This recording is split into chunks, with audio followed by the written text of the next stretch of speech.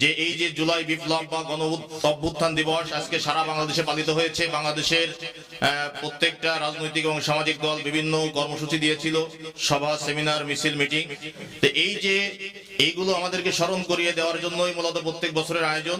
কিন্তু মূল যে জন্য বাংলাদেশে আন্দোলনটা হয়েছিল, এদেশের আবু সাইদ জীবন দিয়েছিল, বুক পেতেছি গুলি কর, বুকের মধ্যে ভীষণ ঝড়, এই স্লোগান দিয়ে সে যখন বুক পেতে দিয়েছিল আর পুলিশ নির্মম ভাবে পাখির মতো তাকে গুলি করে হত্যা করেছিল।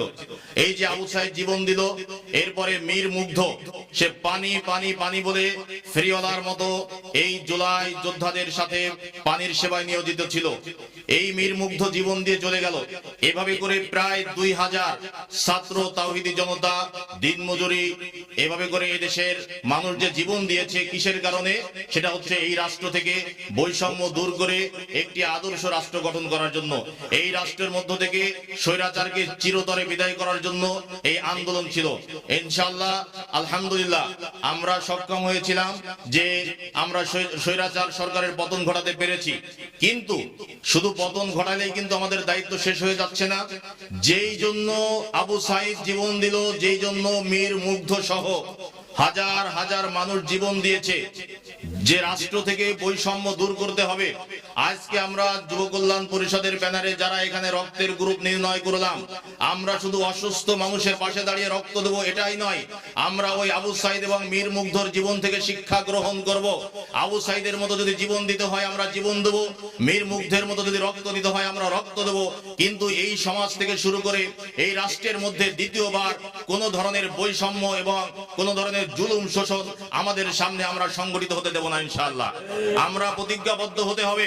আমাদের পাড়া, আমাদের মহল্লায় কোন জায়গায় কোন ব্যক্তি যদি অনার্থকভাবে হয়রানির শিকার হয়, জুলুমের শিকার হয়, ইনশাআল্লাহ আমরা তাদের পাশে দাঁড়াবো। প্রয়োজনে তাদের পাশে দাঁড়িয়ে সেই জালেমের বিরুদ্ধে আমরা আমাদের জীবন দেওয়ার জন্য প্রস্তুত থাকব। কিন্তু দ্বিতীয়ত এই পাড়া মহল্লা থেকে শুরু করে বাংলার জমিনে কোন জালেম শাসক, কোন জালেম নেতা, কোন জালেম সরকারকে আমরা আর দেখতে চাই না। ঠিক কিনা বলেন? এই জন্য ভবনা দক্ষিণ পাড়া যুব সমাজ কল্যাণ পরিষদ আপনাদের পাশে আছে, মানবতার কল্যাণের পাশে থাকবে। ইনশাআল্লাহ আপনারাও আমাদের পাশে থেকে সহযোগিতা করবেন। আমাদের যাবতীয় যে কর্মসূচিগুলো আছে আপনারা আমাদের পাশে আছেন এবং থাকবেন, এই আহ্বান আমি রাখতেছি। বিশেষ করে আগামী 14 আগস্ট আসতেছে, আল্লামা সাইদি রহমতুল্লাহ আলাইহি, আমরা তার জন্য দোয়া করব। আল্লাহ তাআলা যেন শহীদ আল্লামা দেলোয়ার হোসেন সাইদি রহমতুল্লাহ আলাইহিকে জান্নাতের উচ্চ মাকাম দান করেন। এই স্বৈরাচার আওয়ামী লীগ সরকার এক যুগের বেশি সময় ধরে তাকে কারাবন্দী রেখে নির্মম ভাবে তাকে শহীদ করেছে।